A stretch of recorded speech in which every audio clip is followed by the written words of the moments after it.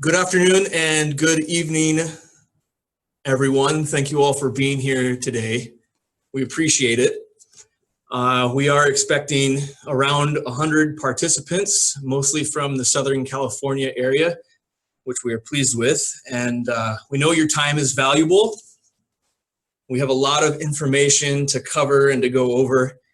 And so we're not going to spend any of our time talking about the need to wash our hands and the social distance.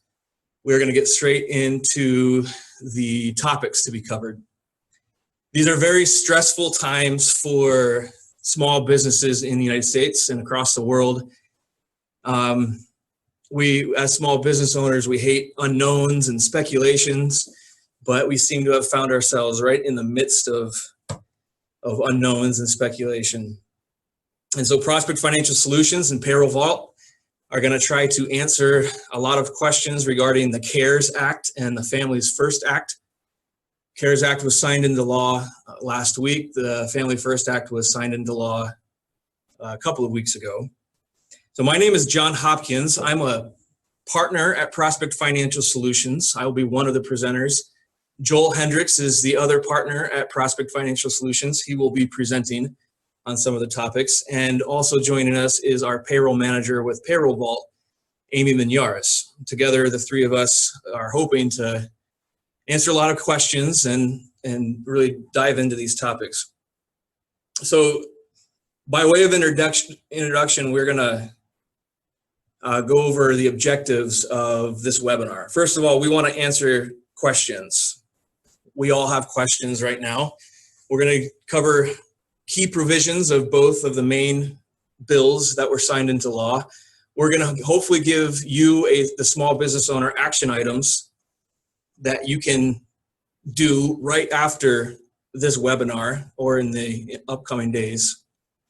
That would be what you need to do now. And then also, we need to understand, and you all need to understand, that there's a lot of guidance that needs to still come to us from the IRS, the Department of Labor, the EDD.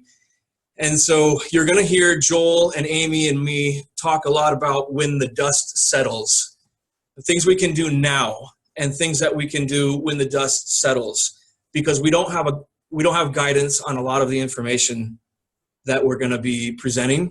We have the ideas, but it usually takes the IRS months to issue guidance on how we're supposed to implement the ideas. We ask that you can ask questions, and you can do that through the chat box, and please use the all panelists as you ask questions, and we'll either answer them during the webinar, or we will answer them, we'll type them back to you, or if it's a very specific situation, we will have to address it at a different time. We also want to point you to this link there, prospecttax.com/COVID-19. We are updating that almost daily with links and resources and information. One thing I want to highlight on that list right now is there's a link to thinkhr.com, and that's for human resources. They are having webinars on a weekly basis, and it's very good information. So if you go to that link we have listed right here, you can find the link to the webinars hosted by ThinkHR. Mammoth HR is another name for it. It's very good and informative. And lastly, by way of introduction, here's what the government's objective is with this new legislation. They want you to keep your workers on payroll. And so as we go through this presentation, we got to keep that in mind. There's going to be things talked about that the objective is to keep employees on your payroll, and the government is being very nice and kind to us in some of the grants and some of the credits that they are giving to us. So let's start with the topics. We're going to go through these topics. I've bolded number 2 and 3 because to me they are the most important things that we will be covering tonight, but we'll also be talking about payroll tax deferrals, employee retention credits, cash flow strategies, the new unemployment insurance, aspects of the Family First Act, tax law changes because of the CARES Act, and then this individual stimulus payment. And hopefully we have some time for question and answer. So Joel Hendricks is going to lead us through the loan programs by the SBA. All right, if everyone can hear me, maybe you could raise your hand. All right, I got plenty of hands, thank you. Okay, so the first item that we're going to talk about is one of the most important and useful short-term provisions of the CARES Act, and that is the new Payroll Protection Program loans. This was a loan specifically created by the Act, and the federal government has created this under Section 7A of the SBA loan program. Some unique features about this loan: it will be 100% guaranteed by the SBA. It doesn't require any personal guarantee or any collateral to be put up by the borrower.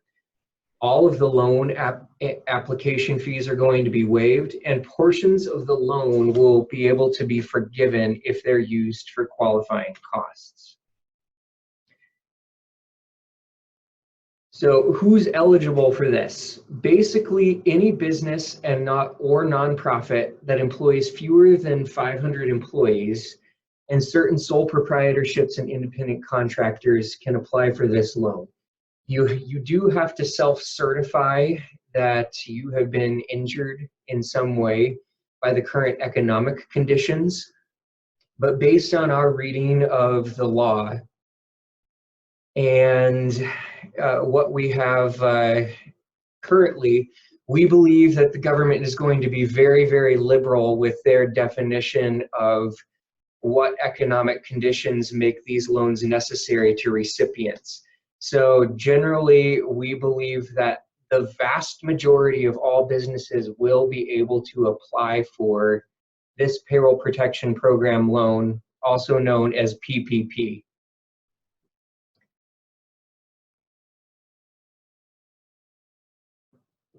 So what will the amount of this loan be?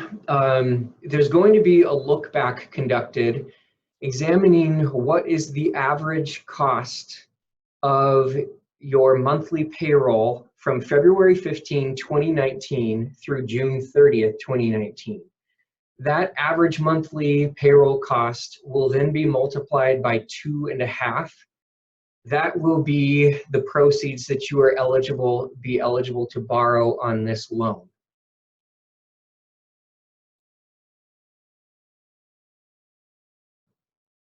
What can this loan be used for? The government wants us to use this loan for payroll costs, group health care during periods of sick time, medical, or family leave, interest on any mortgage obligations, your rent, your utilities, and interest on any other debts that existed before February 15, 2020.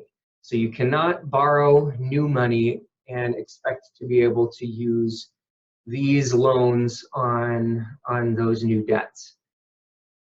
One thing that's important too, this is only rents, utilities, and mortgage obligations for your business, not personal items.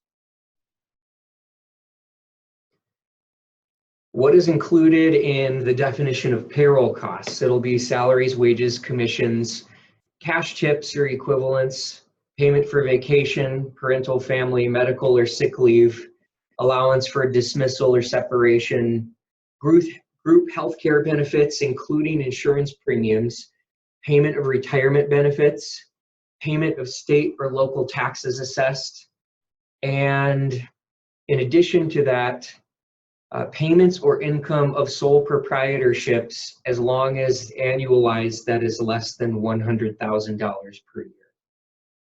It's worth noting right now that we believe that this loan can be obtained by sole proprietors and used as a substitute for income that they had before they were economically injured by the COVID-19 situation.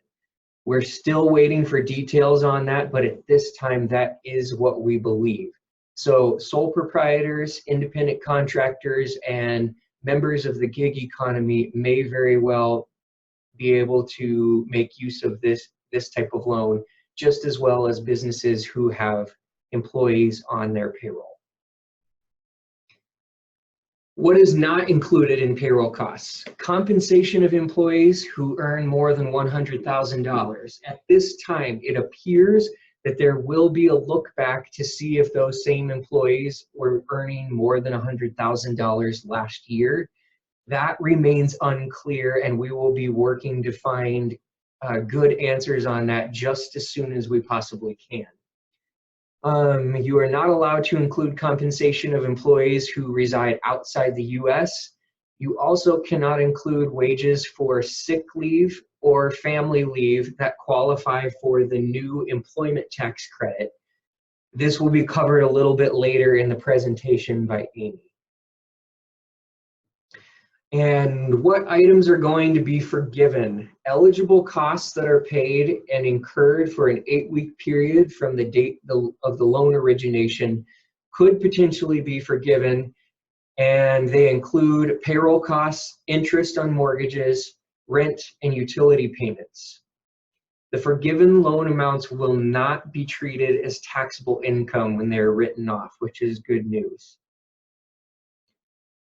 There are limits on the amount of the loan forgiveness. These limits are tied to the number of people in your employment after the measurement period compared to the people who were in your employment during the period of February 15 through June 30th, 2019. So for example, if your average FTE or full-time equivalent number of employees for February 15 through June 30th of 2020 ends up only being 5, and your FTE average for the same period in 2019 was 10, then you would potentially be eligible to have forgiveness of about 50% of your eligible costs that we discussed on the previous slide: the payroll costs, the interest, rent, and utilities. There is also an exemption if you have laid anyone off currently, if they are rehired prior to this applicable period of February 15 through June 30th. They do not need to be counted against you when looking at this FTE calculation.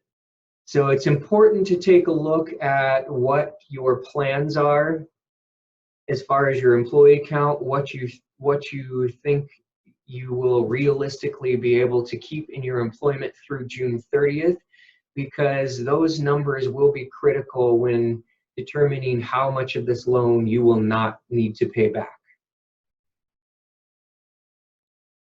Of the amounts not forgiven, what are the repayment terms for this type of loan?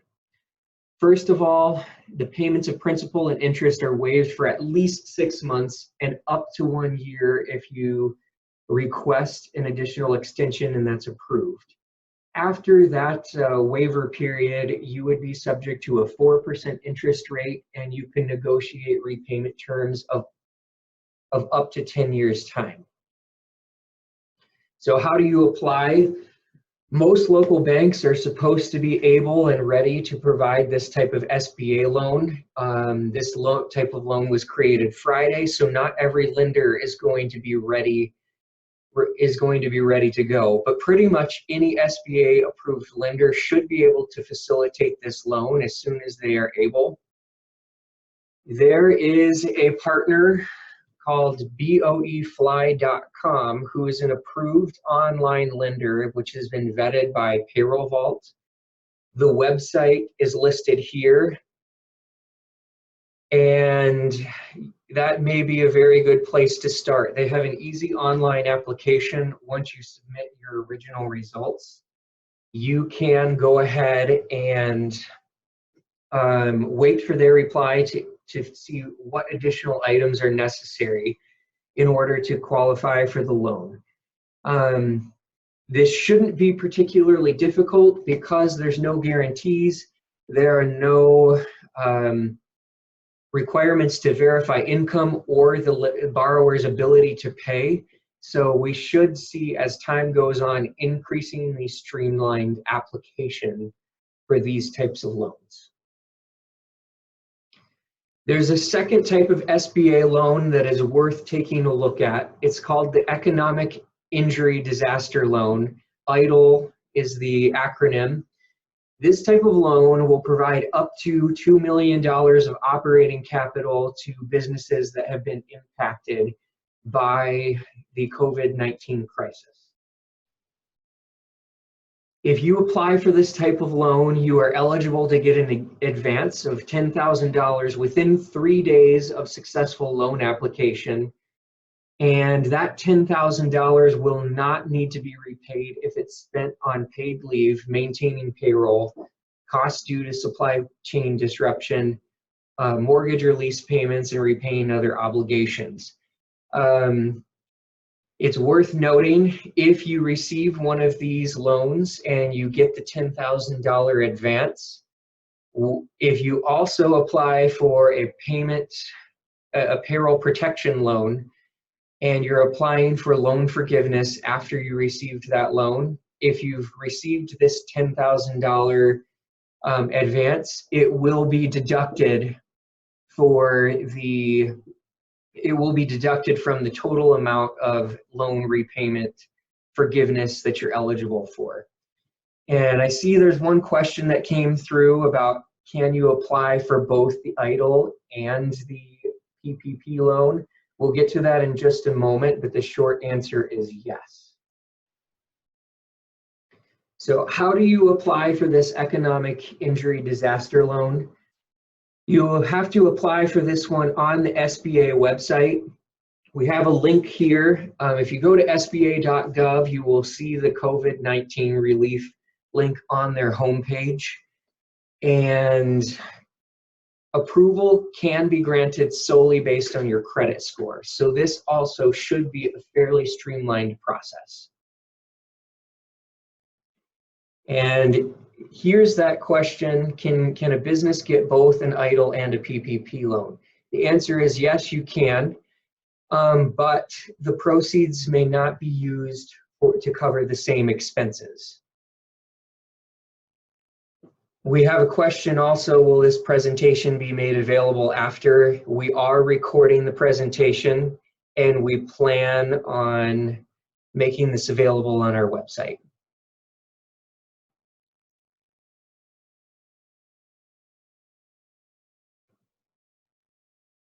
Now, there are definitely differences between these two types of loans. The PPP loan is intended solely to assist small businesses with keeping people on their payroll and covering immediate obligations. If you have needs that extend beyond that, you definitely ought to be asking for and applying for an EIDL loan. You would need to carefully look at the differences between the two and possibly apply for both. On our website, we do have a comparison chart that shows side by side the differences between these two types of loans. There's a lot of questions with these coming in. We are making note of these questions, and due to time constraints, we're going to need to reply to you one at a time. After this presentation, we will try to do that by email, but they're very specific and we don't have time to go into each. Joel, could I say something? Yes, absolutely. Or maybe you could, I don't know if you discussed the repayment terms of the EIDL loan, if those are applied for. And then also for the EIDL loan, they've really streamlined the process, as Joel mentioned. I went through the initial application this morning and it was very straightforward. Very, very basic information is needed. And at the end, it asks you, do you want to apply for the $10,000 grant? And all you do is check a button. You even put your bank account and routing number in. And then when I put submit, all I got back was a confirmation number.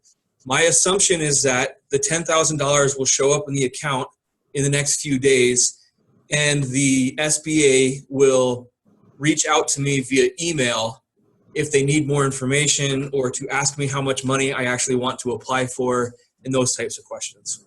Okay, and I just shared the SBA website that shows the application for the EIDL loan. There's a few questions to answer, and there are some criteria that you need to self-certify in order to determine that you are indeed eligible for this type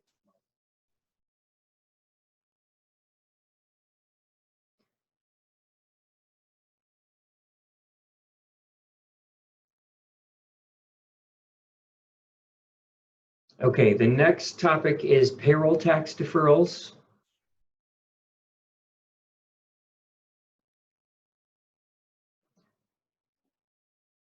And Amy, are you able to see the presentation again? I am now. Thank you very much. So let's get into the payroll tax deferral portion of this presentation. It is called the CARES Act, and we're specifically going to look at Section 2302 that speaks to these deferrals. The only portion of the federal side, the employer side, I should say, is the employee's share of Social Security tax can be deferred. This deferral does not apply to Medicare or the federal unemployment, which is also known as FUTA.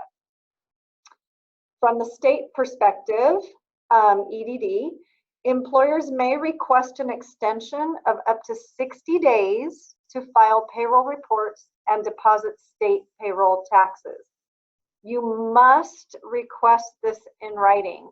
If you need that address, I can certainly forward that information later, but it has to be done in writing. All right.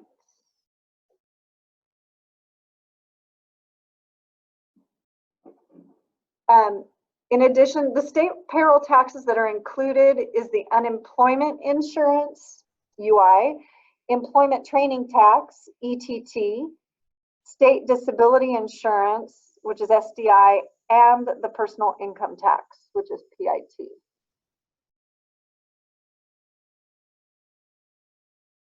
And I am going to send it on back to Joel.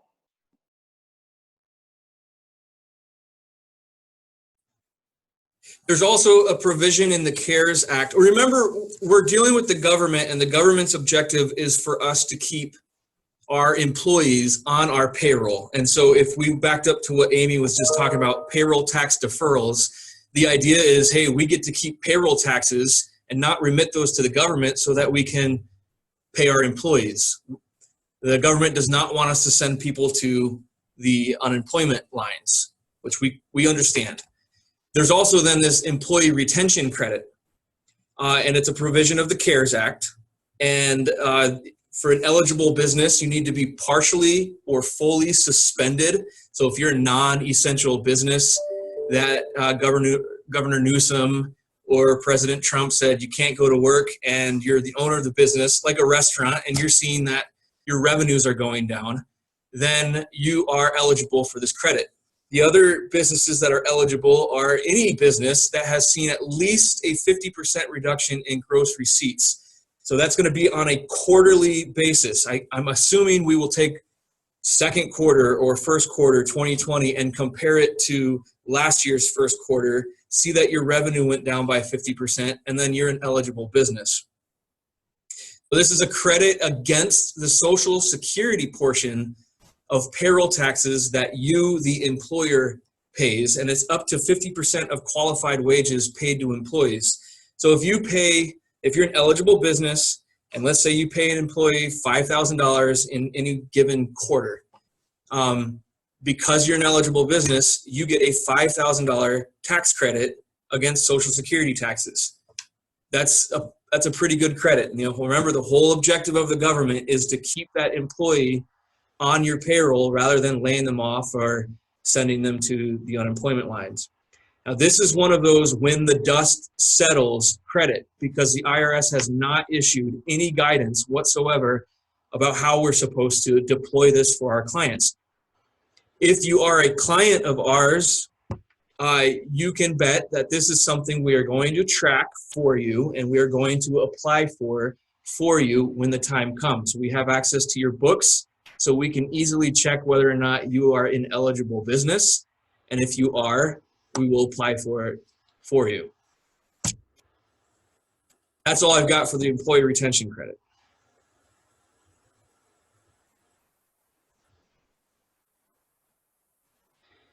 Now, this is some strategy that Joel and I discussed, and so him and I will kind of be discussing these. And these are things that you as a small business owner need to consider doing immediately.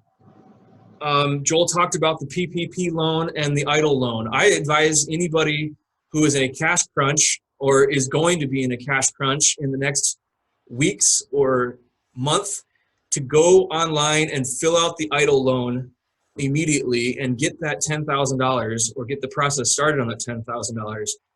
We're assuming that that money can be deposited into your account, and then if it's used for the appropriate purposes, when the SBA contacts you to finish the loan, you may or may not need an additional amount. But $10,000 for some of our clients in regards to payroll can go a very long way. So there was a link Joel had on this PowerPoint. There is a link on our website that we had earlier, and it's a very short application. We advise that you do that. Another cash flow. Hey, John, just a moment. I wanted to answer a few questions that came in about the SBA loans, both the PPP and the EIDL loans. There were several questions centered around if you are a business like an S-Corp and there's only one person on payroll or a sole proprietor without employees, do you get to take advantage of these loans? And the answer is we are pretty confident that that is the case, and that you would be able to use those loans if you've been economically devastated or have had a closure or a significant loss in business, to continue to pay yourself rather than making an unemployment claim. Also, there's been a lot of questions coming in through the chat about the specifics of the application process and what documents are needed. Unfortunately, it's too soon for us to know that information and give good answers. We don't know what the timeframes are going to be, and we don't know exactly what the process is going to look like, because people have just started applying for these brand new loans within the last couple of days. Yeah, and I'll reiterate for this EIDL loan and the $10,000, start that today, start it tomorrow morning. In fact, they say there's probably 1 million businesses online right now attempting to apply for that loan. So maybe wait until 7 o'clock and the website should work a little better. Yeah, so and don't delay. Even if you think you probably don't need this, start the application process right away, because there is a pretty good chance that these loans will run out and you will miss out if you wait more than a couple of weeks. Joel, Yes. Brittany asked if the EIDL loan is a 3.75% loan, not just a handout, correct? Do you want to address that? So the first $10,000, as long as you can prove that it was used for those qualifying expenses, would be a handout. The remaining portion would not be. It would be subject to repayment. I cannot remember from memory what the interest rate is. It's either 3.75 or 4. Thank you. So continuing on these bullet points here, another cash flow strategy is to contact your creditors, your landlord, your lenders. There's a lot of companies that are providing relief. A couple weeks ago, I had emailed one of my clients because they have loans with Ally Bank, vehicle loans, and Ally was providing some relief for auto loans. So reach out to them. Always understand that these creditors and these landlords and these lenders, they also have bills to pay, and we do not want to create a dramatic domino effect, but some of them are offering relief, and discuss with them the waiving of late fees and whether or not there's going to be a negative impact to your credit. Amy talked a little while ago about the payroll tax deferral, and that is something, if you are in a cash crunch, to consider doing. Our advice is that you do not go too long. Some of those deferrals can be to December 2021 and I think December 2022. That's more than 2 years from today. If you allow your payroll tax to build up over 2 years and then you get to December 2022, you're not going to have a very good Christmas that year, I guarantee it. So take advantage of the payroll tax deferral, but don't let the balance build up too much. Consider temporarily laying off employees while you await cash from these loans Joel talked about, and then rehire them. Because remember, with the PPP loan, if your full-time equivalent employees go down, then part of that loan will not be forgiven. So if you temporarily lay off your employees, allow them to go get unemployment for 1 week, 2 weeks, 3 weeks, and then hire them back and use the PPP or the EIDL loan to pay their payroll, those loans could be forgiven. And we'll talk about unemployment insurance in a little bit. It's been expanded, so it's very helpful. Consider also cutting back your own salary and taking the unemployment insurance while awaiting the cash from these loans. And then part of the CARES Act, there's this new penalty-free distribution from your retirement account. This is for non-Roth IRA accounts. So typically there's a 10% IRS penalty that would be on these distributions. Those are gone for the time being. And then you can not repay, you would be subject to income tax on 1/3 of the distribution over the next 3 years. So it's not usually advisable to take money out of your retirement, especially right now. All of our financial advisors are telling us to leave your money in the stock market while it's down. But if you have to make a decision between closing the doors to the business you built or taking a retirement distribution, that's going to be a consideration for you. So here's a question, and Joel, maybe you can help chime in on this. Can we apply for unemployment insurance if we've been self-employed for over 10 years? Actually, we'll get to that on the next slide. We'll talk about unemployment. So we can go to the next slide, Joel, unless you have anything to add here. Just one general comment, and that is we do not know how long these conditions are going to last or what is in store for us. Things are changing every single day. So be careful about making sure you keep cash so that you have enough to weather the storm, especially during the time period when you're waiting for these loans that are intended to rescue small businesses and keep them viable until the economy can get restarted.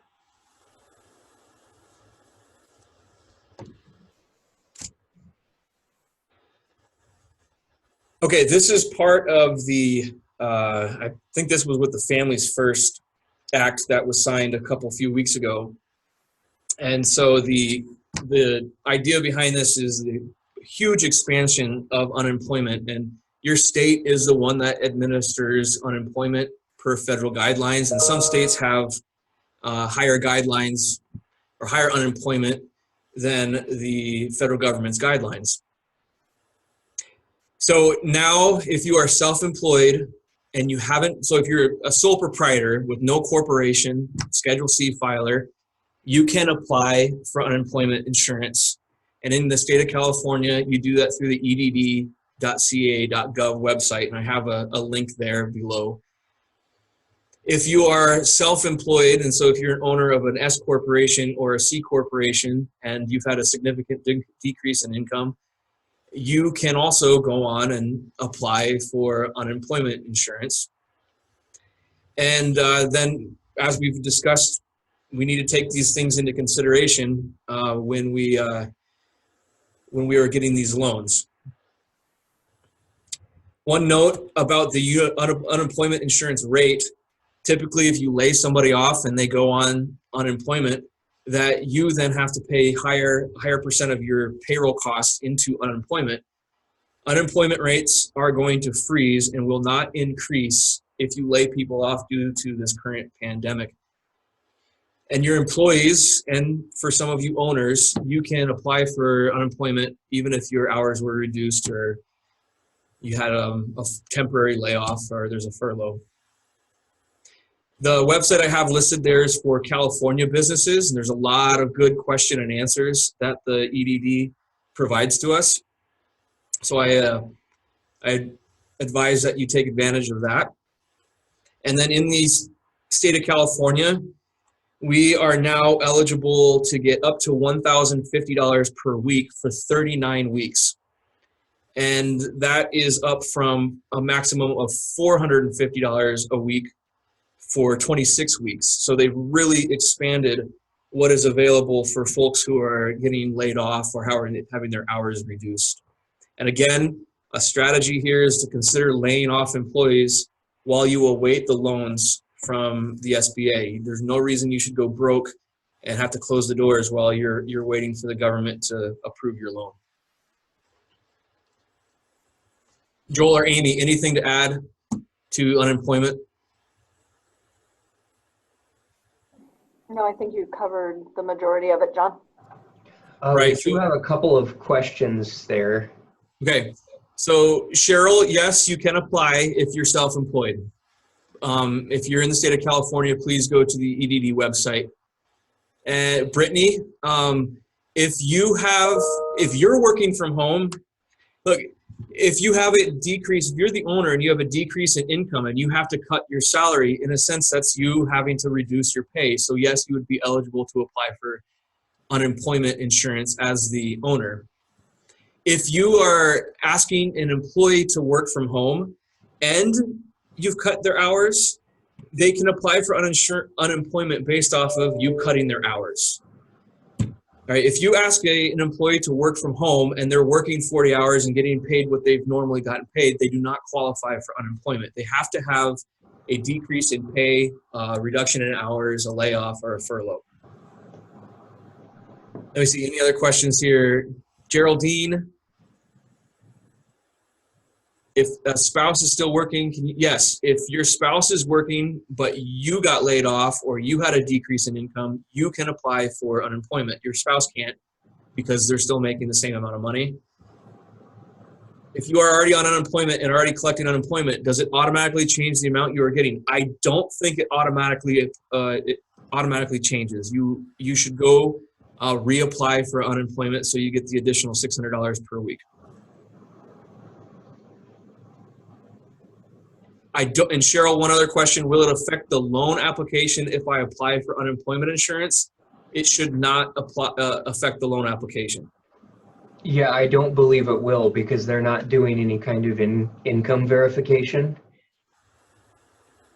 And you can rehire yourself using these proceeds as soon as the loan comes in.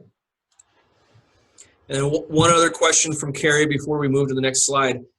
She asks, if I am the business owner, but an employee of my corporation, can I reduce my pay and apply for UI? Everything that we have read and researched on this says that the answer to that question is yes, you can reduce your pay and apply for unemployment insurance.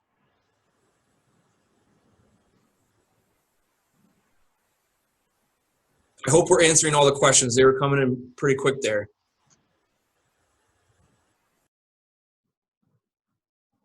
All right, were we ready to move on then? Yes, I'm done with unemployment. Perfect. Thanks, John. Can everybody hear me okay? I know there was a little bit of a problem with my mic a minute ago, just making sure you can hear me okay. Thumbs up. Hey, yeah, we can hear you, Amy, but I'm going to answer one question before you start on to this next topic. Yep. There's a question from Joseph about taking a cut in pay for employees. There is a provision in the forgiveness of loans for the PPP loans that specifies that if you reduce salaries more than 25% for your employees, those wages will not be allowed to be included in the forgiveness program. We're still working through the exact details of that, but we'll be trying to provide more information on that. The idea is if you've had to cut wages right now to stay afloat, if you get these rescue funds, then the government wants you to put your people back at their previous wage.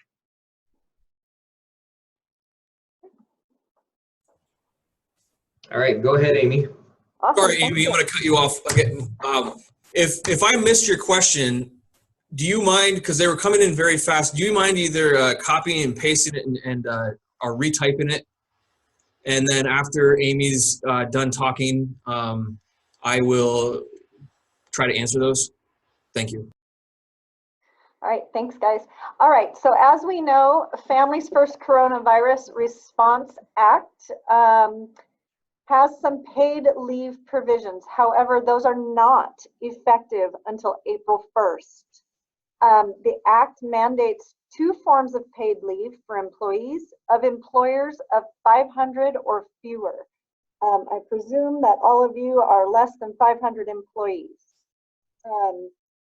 So this applies to any leave taken between April 1st and December 31st of this year.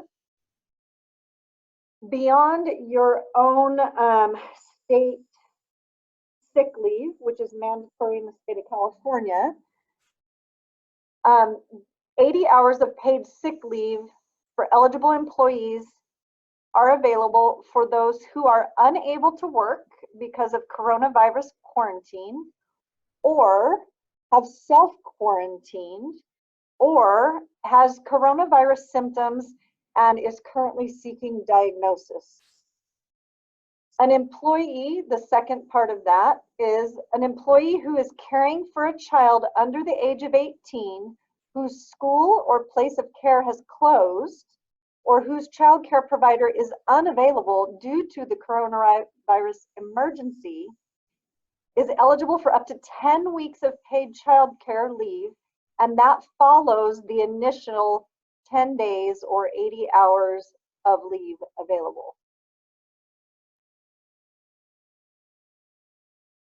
Next slide.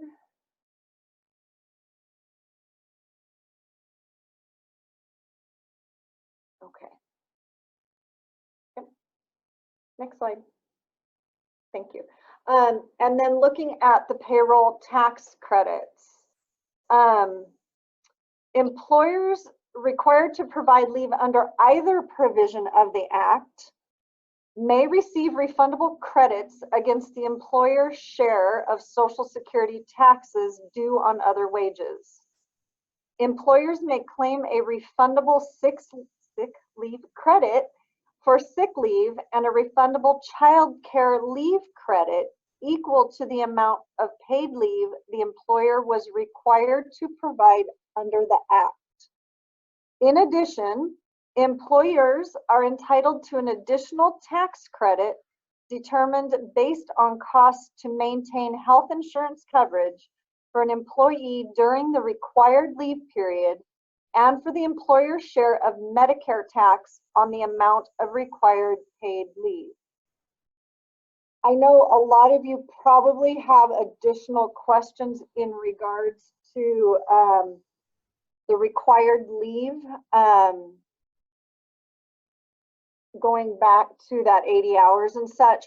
There is going to be another webinar tomorrow with our HR provider that will go into the greater detail of all the human resource side of things that are significant and important to all employers. I'm going to post a link to the upcoming HR webinars in the comments section, and then just kind of give my thoughts and a couple of comments on this payroll tax credit. Essentially, if you have an employee as of April 1st, if they get the coronavirus, if they have a loved one that they have to care for get the coronavirus, if they have a kid that was kicked out of school because of coronavirus, you are now required as an employer to provide them this sick leave and this paid family leave up to 80 hours. On the previous slide, you can see the information there. And so at first when I was reading through this, I go, man, I'm gonna lay off employees before April 1st, because who can afford to pay somebody 80 hours in this time in this economy? But then the payroll tax credit comes in, and it's a dollar for dollar. Joel, correct me if I'm wrong. It's a dollar for dollar refundable credit to you if you keep one of these employees and pay their sick leave or pay them these benefits. That's correct. It is a dollar for dollar credit, and the credit goes against your payroll taxes on your quarterly tax return. Last I read, in addition to that, if there is not enough funds on your payroll tax return to absorb the total amount of credit you're due, there is an application that you can turn into the IRS to recover the additional money. There is also a question here from Carrie. If an employee is set up to work at home, are they still able to take the child care leave? And do any of us have an answer for that right now, or will we need to get back to her? I think the answer to that question, Carrie, is I just shared the link, is to sign up for one of these HR webinars. I got to remember that Amy, Joel, and I are not HR specialists. That's a whole different realm and a whole different ballgame. We're doing our best. We have this resource at thinkhr.com. I just posted it. And they're going to answer questions that specific and take the questions more in depth about this Families First Response Act.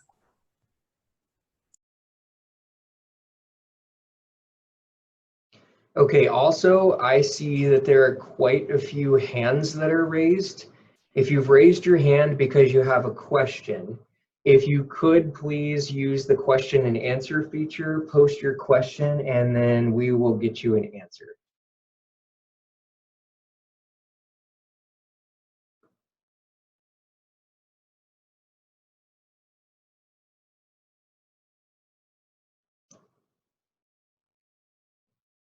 All right. Next up is some tax law changes.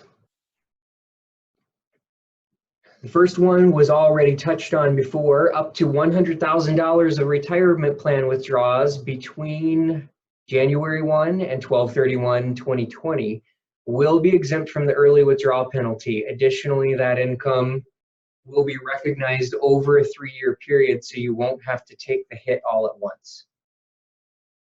Next, net operating loss carrybacks. They were suspended starting in 2018 under the new tax laws that came into effect recently, but you can now carry them back again. And this change is retroactive.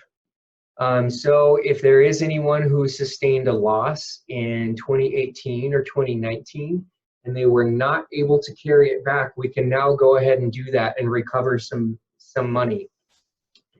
For those of you who are our clients, we will be evaluating people who could make use of this to get some refund money back sooner rather than later. Also, one thing that may or may not apply to many of you, required minimum distributions from retirement plans can be suspended or skipped for 2020.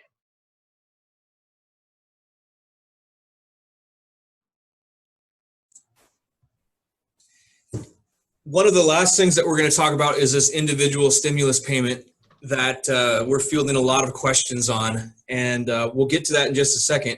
The tax law changes that Joel just mentioned, you know, besides this being an economic stimulus, there is also a major overhaul of some of the tax law. And we talked about when the dust settles items, and most of those tax law changes are something that we're not going to even worry about at this time. We're dealing with fires that need to be put out.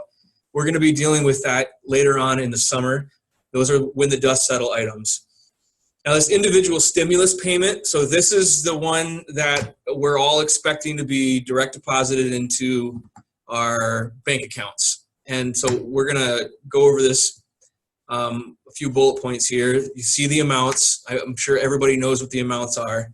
$1,200 a taxpayer, $500 dependent. There are phase out ranges, meaning, so just the first bullet point there, single taxpayers. If you are a single person and you make less than $75,000, you will get the full $1,200. If you make between $75,000 and $99,000, you will get a phase out amount. The closer you get to $99,000, the less of the $1,200 you'll get. If you make $99,001, you will get no payment. And there's the amounts there for married, filing joint, and head of household. If you have dependents on your return, that are 16 years old or younger, they are going to be the dependents there for $500. And then you get to add $10,000 to that max phase out range. So if you're married filing joint and you have one 16-year-old, your phase out goes up to $208,000 and you could get a max of $2,900. So the income is based off of your 2019 tax return if you've filed already. If you haven't, they're going to look at your 2018 income tax return. So there's strategy here. If you made less money in 2019 and you kind of fit in this phase out range or above it, and you made less money in 2019, you need to file your tax return as soon as possible so that they look at your 2019 income, which is lower than your 2018 income. Also to note, these stimulus payments are an advanced tax credit, and they may be refundable to you when you file 2020. We're still waiting for guidance from the Internal Revenue Service on exactly what that means. The stimulus payments will mostly be direct deposited into your bank accounts, if the IRS has that information. And then there's a lot of questions about who gets the stimulus payment and who does not. So let me pull up my notes so that I get this right. Here's who won't get a stimulus payment. Children who are 17 or 18 years old. So if you have an 18-year-old and they're still in high school or they're just graduating, or a 17-year-old, unfortunately, the law left them out. They don't get $1,200, they don't get $500. Many college students between the ages of 19 to 23 will not get a $500 payment, and they won't get a $1,200 payment, and that's because technically they qualify as a dependent for tax purposes, but they don't qualify for this stimulus payment. If you're an adult and somebody claims you as a dependent, you won't get the check. If you do not have a social security number, if you're an illegal alien, a non-resident alien, you do not get the stimulus check. And then we have the phase out range. And if you haven't filed a 2018 or a 2019 tax return, and you're supposed to, then your eligibility for the stimulus payment might be in jeopardy. So keep those in mind. If you have not filed for 18 or 19 yet, you need to contact us so that we can get at least one of those returns filed so you can get your government check. Hey, John, we had a question come in. Okay. If you want your stimulus payment based on the 2019 taxes, how soon would that need to be filed in order to get credit based on that return versus 18? All right, this is not gospel truth. This is not something you can take to the bank. I'm going to say you need to get that filed by the end of this week. The Secretary of the Treasury wants to get payments in bank accounts 3 weeks from last Friday, right? And so the government's going to need time to process your tax return. So if you haven't filed, I would say by this Friday, then you're in jeopardy of not getting it. But because this economic stimulus payment is an advanced tax credit, if you were supposed to get the credit for 18 or 19 and you missed this little small window, and then you file your 2020 tax return in a year from now, you may be eligible to receive an additional credit when we file 2020. So you might miss it short term if you're supposed to get it, if you haven't filed 18 or 19, but long term, when we file a year from now, you're probably going to get the credit. Yeah, there's another question. What if you owe back taxes? Will you get the money? You will get the money. The only hindrance to getting this is if you have, I believe it was more than 60 days of back child support. So if you have a child out there and you're not paying that child support, you're not going to get the stimulus payment.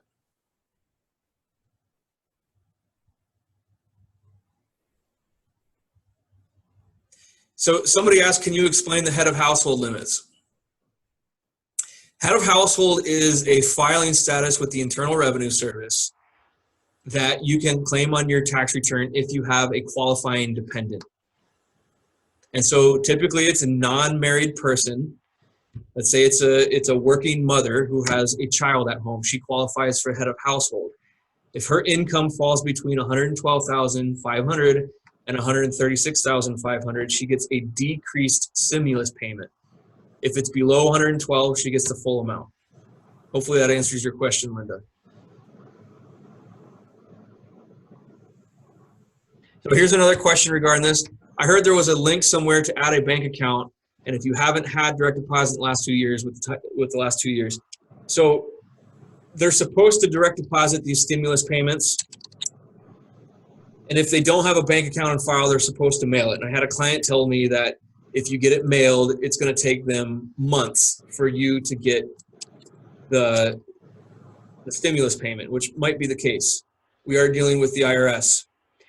So, and then I don't know if there's a link to go somewhere to add a bank account.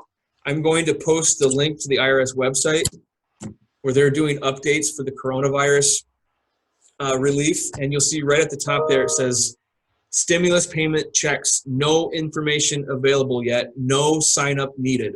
That's all we got on the stimulus payments.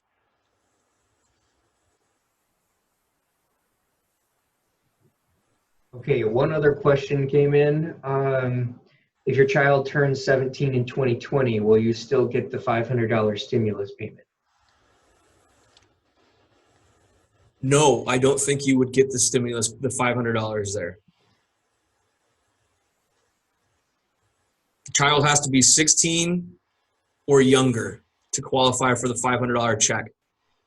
If you're claiming a child that is between the ages of 17 to 23, and you can claim a child all the way up to 23 if they're a full-time student, they will not qualify for the $500 payment. Okay, a couple more questions. What about elderly people who do not have enough income to file? Will they get a check? Yes, they will. That's because the IRS has access to your Social Security, and they can see that you're receiving Social Security and you're too low to file. So they should be sending you a check.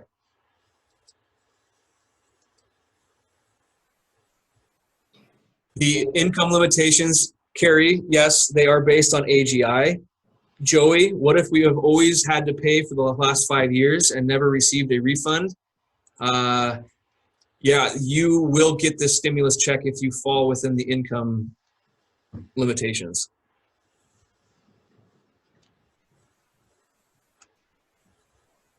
They should direct deposit that to you, Joey.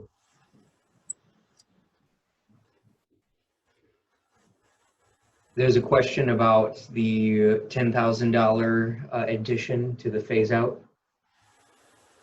Where was that one at? Could you read it to me, Joel?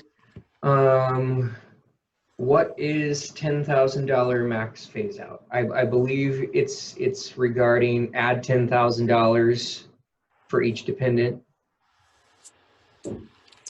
That's correct. So if you are a married filing joint taxpayer and you have 2 dependents, if we look here, we see that $198,000.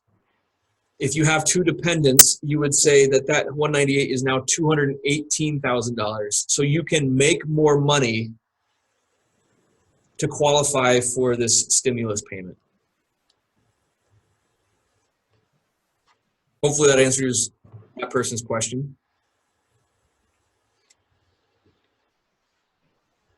It's adjusted gross income, everybody. Adjusted gross income, I think it's line 8 of your 2019 and 2018 tax returns. And one last thing from me, we should answer the question to all of you what the next step is. And we've given you some things to think about and possibly action items to do tonight. We understand that there still could be questions. You have our contact information there. Feel free to reach out to us. If we can answer questions, we will do that for you. And we are also considering providing some type of advisory service to our clients and to other people who are on this webinar, helping them apply for the loans, pointing them in the right direction. I'm a strong believer that, you know, as small businesses, we're kind of all in this together, and we need to help each other out as much as possible.